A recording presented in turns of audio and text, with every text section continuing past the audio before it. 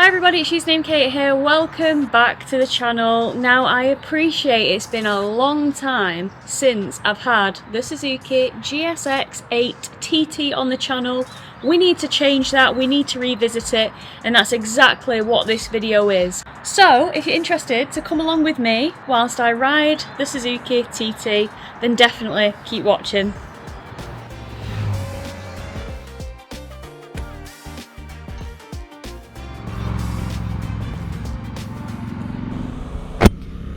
Alright guys, so I am back on Suzuki's GSX-8TT, and I tell you what, it feels so good to be on British soil on this bike because, I mean, I had a right good thrash around at the launch in Slovenia, and the roads are perfect and blissfully smooth and gorgeous and the sun is shining, but that is not the reality for most of us in the UK who have to deal with overcast, dark and dingy and cold days like this because flipping heck, it's really cold.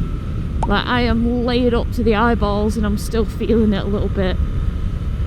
But yeah, I did say to you guys that I wanted to get out on this bike in the UK and just, you know, see if I still had the same love for it as I did in Slovenia because it's just a great bike to ride. So, a massive point of contention for you guys in the launch review was the price. Suzuki came in strong with this bike, which is effectively a GSX-8S in, gravel, in like more vintagey, neo cafe attire.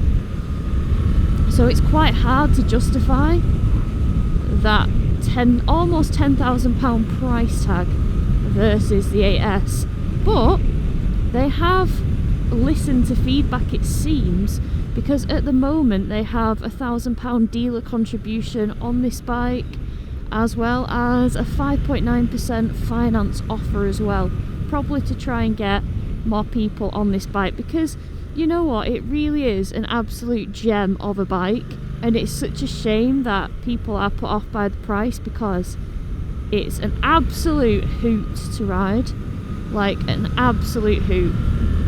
I like it a lot. So yeah, you can pick this up for $8,999.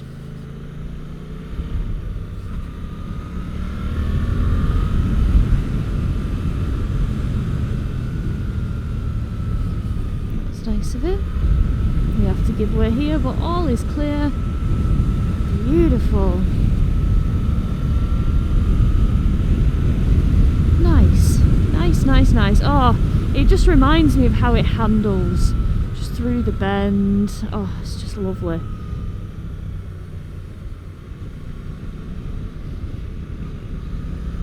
So the bike, if you're not aware, shares the same engine as a lot of bikes in the 800 range. It's got that 776cc parallel twin 270 degree crankaroo for that beautiful sound, and it produces 81.7 brake horsepower at 8,500 revs peak, and it produces 78 newton meters of torque at 6,800 rpm. So she's a little grunty thing, she is, and I absolutely love this engine just for everyday riding. It's just tractable, it's got a lot of grunt for towns and country lanes, and honestly I couldn't personally ask for more out of this engine. I really do think it's a proper peach.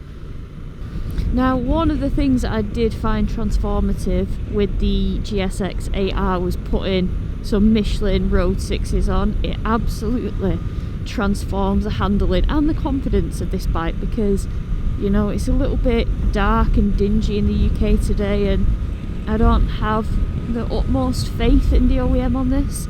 So yeah, that would be my absolute pick of choice, Michelin Road 6s on it, just like I have on the 8R. So looking at this bike, do you know what, it's pretty much very similar to the GSX-8S. However, one thing that this has is a massive tank by comparison. So this has a 16.5 litre tank and the 8S has a 14 litre tank. And as I mentioned in my launch video. I don't know why, but this bike just feels a little bit more planted and a little bit more stable at like higher speeds. And I do wonder if that sort of bigger tank and more weight over the front does contribute to that sensation of it feeling a bit more stable. Right, let's go. Woo-hoo! Oh, I have not lost the love for this bike. I've not lost the love for it at all. It's so good. Yeah, it's really, really nice. Zoom it round the bend, zoom it round, zoom it round. So if you want to know all about the stats and the specs of this bike, I definitely recommend you go back to the launch vlog, because it's all covered in there. This is just a little fun vlog while I've got a few moments to myself, just to re-familiarise myself with this bike and remember why I loved it so much, because it is blissful.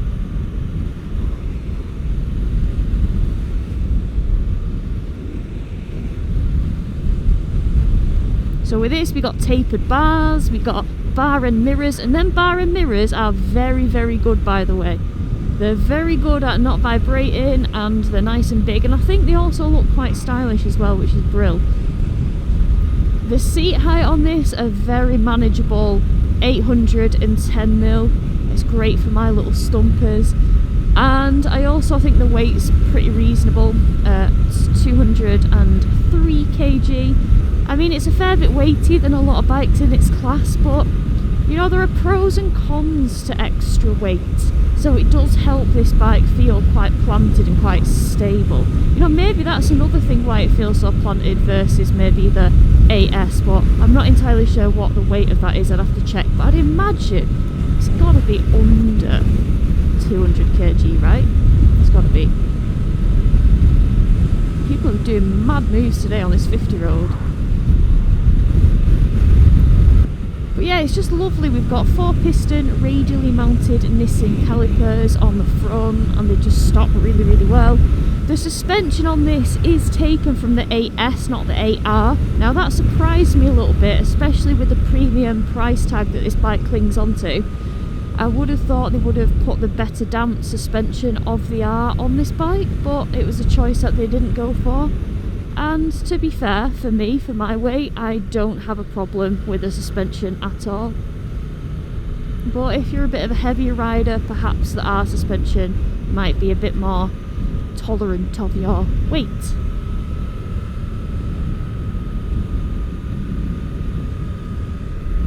Oh yeah, I do just love it so much. I like the fact that it's got a nice black engine. I do wish the 8R in my garage had the same blacked out engine. I like the cowl. They've really thought about this with you know, sort of buffeting in mind. They've got little channels for the air to pass through. They've got a lip on here to divert the wind away from your helmet and above your face. And for me at 5'4", it works perfectly. You've got all the Suzuki goodies, the electronic suite. So you've got the 5-inch TFT display that I absolutely love. It's one of my favourite dashes on the market, second to BMW's 6.5-inch TFT. I really, really like that you've got modes. So you've got A for active, B for basic, you've got C for comfort, you've got traction control that is 3 levels, and you can switch it off also. Oh, look at that, it's clear for me. That doesn't normally happen. In fact, I think it's 3 levels of traction control. Let's have a look. 1, 2, 3, yeah. So I'll put it in 2. And you can switch it completely off if you want to be a mad hooligan about life. We've got low RPM assist, so it's just helpful if you're a newer rider and you let the revs drop quite low. It's designed to help you with not stalling. Of course, it's not foolproof and you can stall it, but it's just there as a little bit of a help. If your revs are getting a bit low, it will pick the revs up for you. We've got Suzuki's quick start, which is nice. You just tap the button and it just fires up instantly, no need to press and hold. Got quick shifter and auto blipper, which, oh man, the Japanese have the quick shifter and auto blipper right. They've just got it right. It's very, very seamless and it works very, very well. Yeah, it's just a lovely bike. With the tail tidy on this, it's not tail tidy obviously when it comes out the dealership, because it has to meet certain standards, like the reg plate has to clear the wheel for, you know, to be compliant with the law. But Suzuki know that people are just instantly going to whiz that scaffolding off, so they've made it on the T and the TT so that you can actually put a nice neat tail tidy on with ease. They've not made it a complicated situation, which is quite thoughtful of them. But yeah, it's just a nice bike just to ride around on.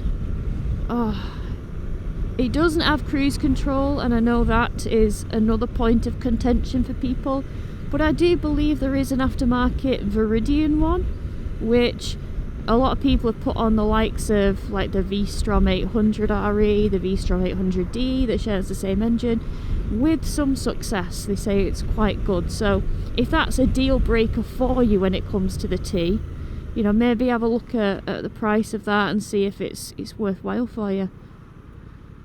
But yeah, going back to the height of this, 810mm, I'll insert some footage from the launch now that shows you what it's like for me to sit on this bike. I'm a 5'4" individual with a 29-inch inside leg measurement, or 162 centimetres with a 73.66 centimetre inside leg.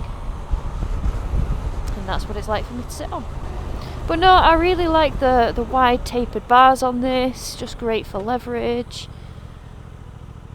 I like the 8-ball emblem on the side. I don't know if you can see it, it's right there.